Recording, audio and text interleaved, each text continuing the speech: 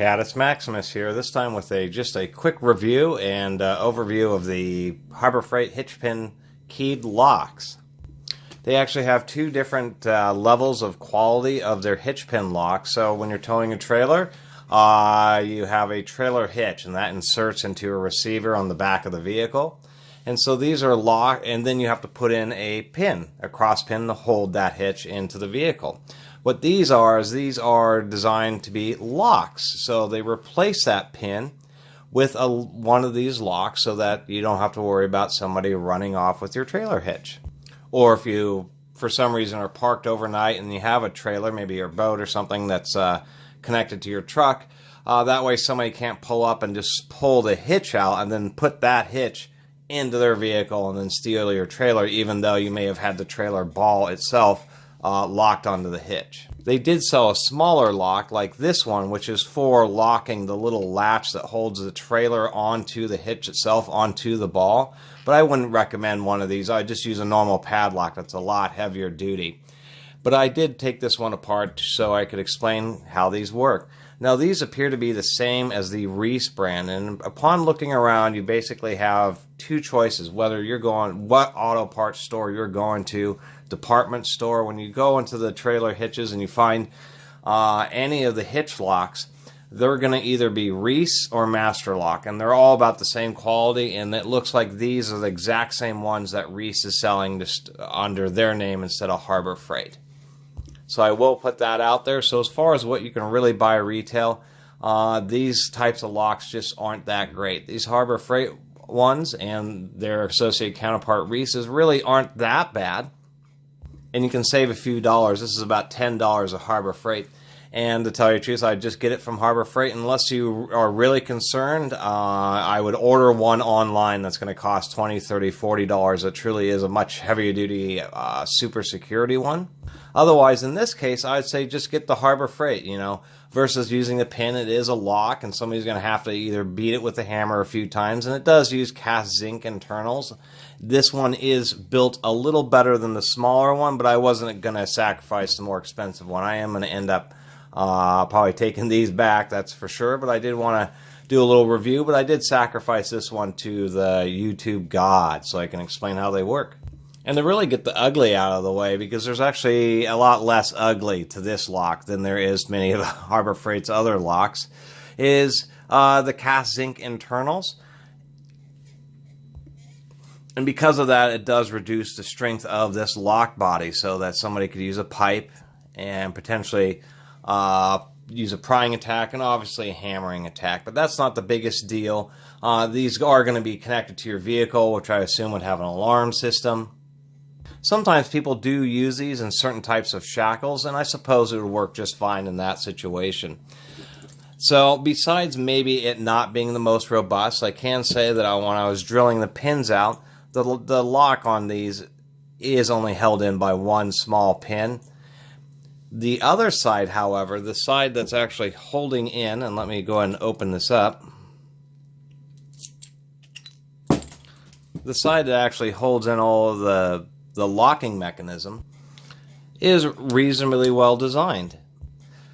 The way it's designed, that when it's in the locked position, the way the balls lock, it's actually sandwiching the front of the lock face against the locking pin. So it actually holds up pretty well against, say, a pulling attack, even though it is cast zinc inside. And then the front end of the larger lock, this one, is actually just press fit, and then they use a little divot that they stamped in there just to ensure that it holds tightly. But what I'm saying is, if somebody were ever to drill those pins out or pull on it hard enough to actually get this collar off, technically the interior of the lock would still be over the hitch pin. And so that kind of provides a little bit of peace of mind. And I was going to mention that if there's ever a situation where this gets hit or somehow pried on it, where the lock body comes off, it will actually still hold on. It will be easy to take apart then, but if somebody tries to break into it and all you have is the interior parts, they'll actually still hold the pin on. You'll be able to get home. And so I was kind of surprised about that. This larger one is actually a triple ball bearing locking, and we can see the 3 ball bearings there, and they're also known as key retaining, which is a nice feature. It means the lock mechanism generally is more secure because the key has to be in the lock and turned in order for it to be in the unlocked position. And so I like that degree of security. And that's for two reasons. It means that there's no way of shimming or doing any kind of bypassing on the lock. You have to turn the lock cylinder in order to get the lock and unlock. Secondly, it makes, because it's key retaining, meaning that you can't pull out the key unless it's in the locked position. It kind of ensures, or helps ensure, that you have fully installed it and it's in the fully locked position. And there's actually a little plunger in the middle, so when you put in the peg, the key will turn and it will be locked, and you can pull the key in and out. And when you unlock it, the key will actually stay in that position. How that works is there's actually a plunger in the center, and I can push that in. And see, now it's in the lock position, but you can get the key in and out, but you won't be able to insert the pin. It also makes it additional security just for any situations where you may be worried about heavy off-road use or heavy vibration. This thing won't actually be able to vibrate open or anything like that. It is all a cam action. The ball bearings are actually held quite securely, and they all depend on that lock core to be turned. So in that sense, it's actually pretty good engineering.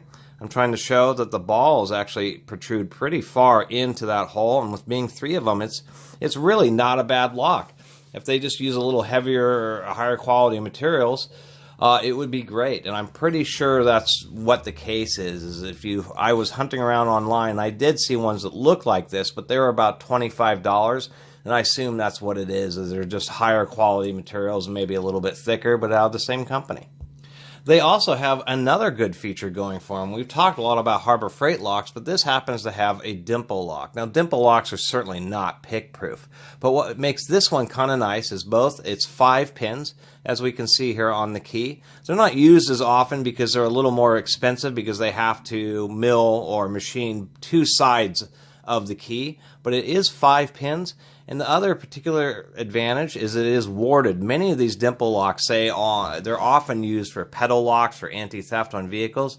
They don't have any warding, and that's the bits of metal that are sticking out into the keyway to help frustrate people using lock picks. And so it is a warded Dimple Lock, which I thought was even better. And thirdly, this is a very small Dimple Lock, like what would be used in a desk or a file cabinet.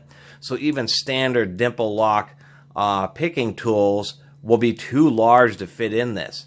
And the real idea is that you have the pins over here, so you can't really lift them up because of that piece of warding. So you have to come over on this side, and you need an exacting tool known as a flag tool to get in there. So these actually offer quite a bit of pick resistance. These are probably one of the most pick resistant cores of any locks of any type sold at Harbor Freight, surprisingly enough.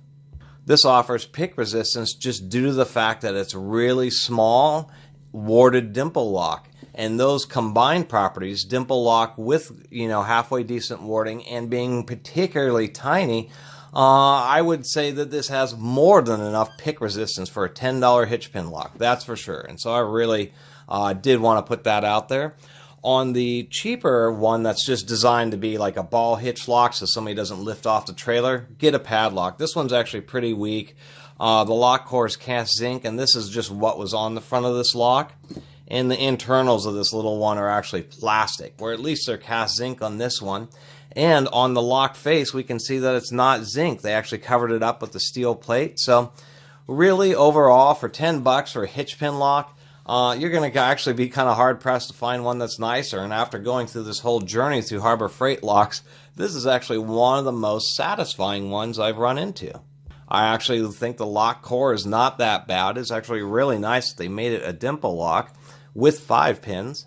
And then this has a whole fixed key retaining cam action, so you know that the locking mechanism is very secure. Both, physically against somebody, an unsavory party trying to get through it, but as well as the peace of mind that that this whole lock body has to break apart in order to fall off. So you never have to really worry about, taking your boat up to the lake and having a stick hit this. This thing has to be busted completely off in order for the hitch pin to fall out. And I really like that peace of mind. And of course they have a rubber boot, since it's under the vehicle, to prevent grit from getting in that keyway, otherwise you never get it off. And it actually snaps on pretty well.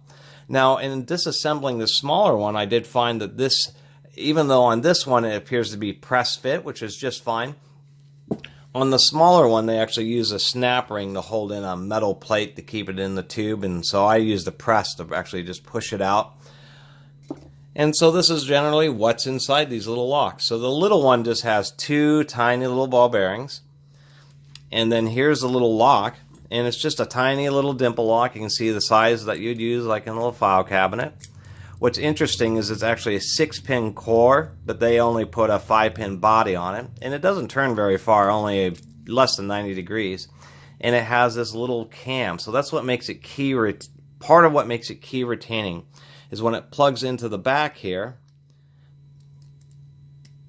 And I can't plug it in because I dinged that up getting this thing out, but it plugs into the back, so this key core and this plug act as one piece. So there is no spring or little action where you can release it, such as a more standard padlock. You know, many people kind of misinterpret key retaining as this, and then you lock the lock and the key flips around. No, these aren't key retaining because, of course, I can return the key and pull it out before it's locked. So just to reiterate what key retaining is. And that happens to do with the geometry of the cam, where the lock core is just physically keyed into the cam that holds the ball bearings, and it's not going anywhere. They both have to turn as one unit. So the ball bearings go right here, and when it's open, this little slot exposes the ball bearing right here, and there we go, it's focusing. And so that allows the ball to fall into that slot, and it kind of sits there between there and then the wall. That would be this outer walls, which actually preventing the balls from falling out. And then when you lock it and you press that little center section, what happens is that there is a little spring, a tiny little clock spring, that's constantly actually wanting to return the key to the lock position, but it can't, because when you unlock it, this little pin comes up and then locks it in this L shape. So when you put in and lock the hitch, it pushes this down, and then the spring on the lock rotates this over like so, and as you can see, that little window closes, and that will push the ball bearing into the hole, locking the lock. And so when it's in the lock position, the ball bearing is actually pressing against this little zinc piece, and this little zinc piece is thus held by the steel outer housing. So it actually is a cam lock mechanism, and it is surprisingly quite reliable. And so, of course, when you open this lock, let me get this back in here, you open it, and we'll hold it because the plastic collar is what doesn't turn, is as you unlock it, that little pin shoots up and makes sure that it kind of stays in the unlocked position. They didn't have to do that, but it can be frustrating, and I'm sure it was for convenience where you're trying to get it on, but the key's slightly turned, and then you can't push it in the lock because the ball bearings are partially in the lock position. So they do it like this, so when you unlock it, it's definitively unlocked. And then it also provides the extra assurance that when it is locked, it's going to be fully locked, and you know it because you can't pull the keys out until that happens. Whoop. So generally speaking, for $10, these actually aren't so bad. And if you ever do what I did, where you push the button in and get it to lock mechanically or manually, you can always just re-unlock it. It makes a nice little click, and it returns the normal operation. So for $10 to prevent a trailer hitch from being stolen, this is your best thing. The thing that I've heard and even done myself is to just take a bolt and bolt on your trailer hitch, and then deliberately mangle the threads on one side, knowing that it's your hitch, and it only really works in situations where you don't have to pull it out and put it back in. That's really one of the best ways I can think of, is just to put a nut and bolt on there and then make it hard to get that nut off. Otherwise, this is about as good as you're going to get, even if you hunt around all these auto parts stores and department stores. And so I don't really have much of a choice but to recommend this, because you'll save a few dollars at Harbor Freight, and you're getting the more premium version of the same thing that is sold at every store. And this lock is better than the Master Lock. I will say that. This is better than the cheap Master Lock hitch pin locks I've seen. it certainly offers a much higher security core. It's actually significantly higher security than a standard master lock.